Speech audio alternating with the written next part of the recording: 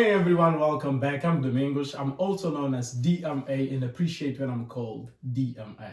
So today we have this radical equation problem to solve. We have square root of x squared plus 28 squared plus x over x minus square root of x times square root of x squared plus 28 squared minus x squared all equal to 3. All right. So for this problem, the approach that we're going to apply first is dividing this denominator by the its own numerator. All right. So if we split this expression, then what we're going to realize that we're going to get this in expression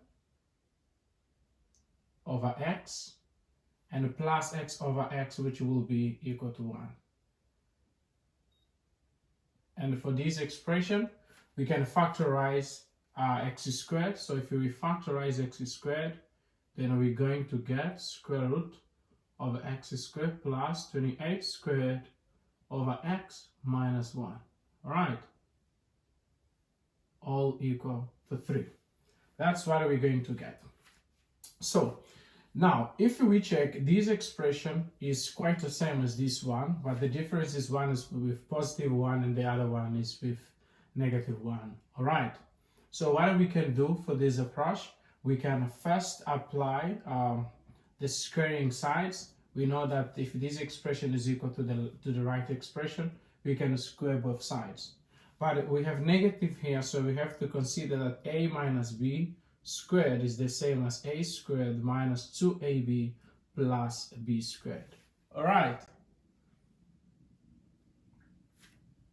So if we apply this principle, then we're going to have the first expression squared, which will be square root of x squared plus 28 squared over x plus 1, because these two will eliminate the index.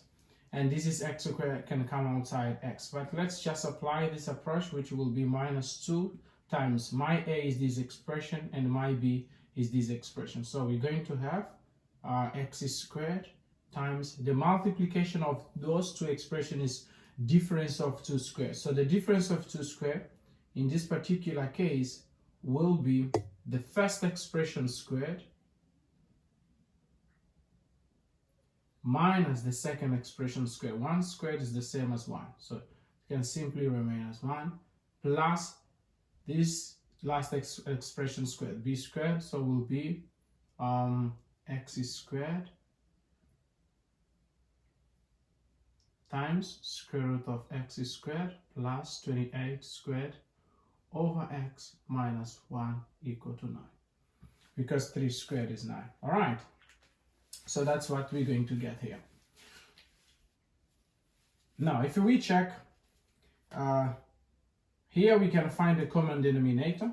These two will cancel with the square root. And since it's for numerator and denominator, these two will be squared. So if we cross multiply, then we will have x squared minus x squared over x squared. So we'll have minus x squared over x squared. So x squared, symmetric simplify. This x squared and this x squared, they simplify one another. And what we get, we only left with 28 squared. Square root of 28 squared is simply 28. All right.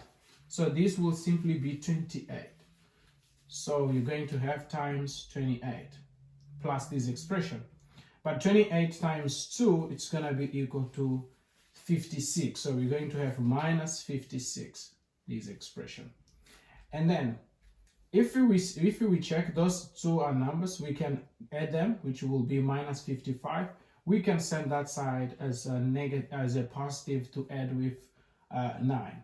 So in this particular case, this expression is minus 55. So we're going to have this expression here plus x squared square root of x squared plus 28 squared over x minus 1 equal. Remember, we said this is supposed to be equal to 9 plus 55. And what is 9 plus 55? We know that 9 plus 55 is 64. So now we have this expression here. What we can do? We see that this expression outside is similar to the expression inside. but we can still let. So we can let this expression to be equal to a variable. We can let this expression to be equal to a variable. We can say to a variable t, for example.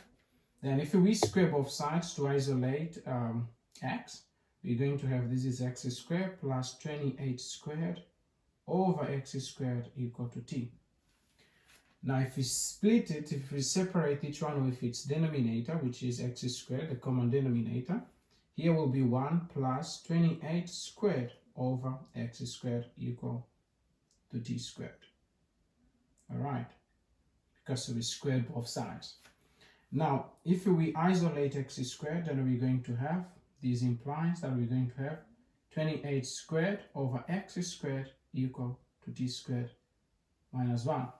So I can isolate x squared, so it implies that x squared will be equal to 28 squared over t squared minus 1.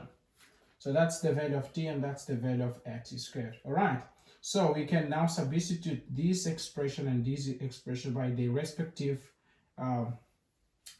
expression in t. Alright, so let's continue. Alright, so substituting in the equation, what are we going to get is that in that expression we will have t plus, where there is x squared, we will replace by this expression. So it's gonna be 28 squared over t squared minus 1. And then times this expression, we said it's t, so it's gonna be t minus 1 equal to 64. So we can multiply all the expression by t squared minus 1. So we're going to get t times t squared minus 1. Here will cancel out. Will simply be t minus 1 times 28 squared. This we can send aside, so will be negative 64 t squared minus 1 equal to 0. Alright, so we have in common t minus 1 because t squared minus 1 is difference of 2 squared, which is t squared minus 1 squared, which is the same as t minus 1 times t plus 1. So if we factorize t minus 1, then we're going to get t minus 1 factor. Here will be t times t plus 1, which is the other part, to form the difference of 2 squared. So plus 28 squared minus 64 times t plus 1, all equal to 0. The first we have t equal to 1, because when we say t minus 1 equal to 0, t will be 1. Or we have the second approach, which will be t squared plus t plus 28 squared minus 64 t minus 64 equal to 0. So this will lead us to t squared minus 63t plus 28 squared minus 64, it is 720. Alright, equal to 0. So we get that t minus 15 times t minus 48 equal to 0. So if we multiply them, we get 720, and if we add them, we get minus 63. So that means t will be equal to 15 or t will be equal to 48. So that's the values of t that we get. T equal to 1. If we replace t equal to 1, then we should try find the value of x. Alright, we can even replace t equal to 1 here, where it's already isolated. But if we replace it there, what we're going to realize is that our denominator will be 0. And in a fraction number, its denominator can never be 0. Otherwise, that won't exist in the real numbers. So that's why t equal to 1 can be neglected, rejected, because it doesn't verify. So let's try to find the value of x for now t equal to 15, for instance. So where we let, we have that x squared will be equal to 28 squared over square root of 15 squared minus 1. All right.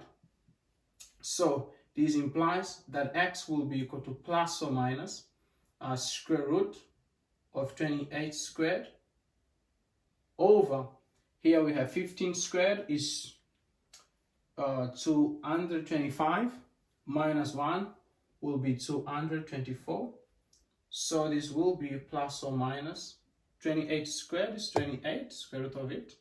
And here we know that it's 16 times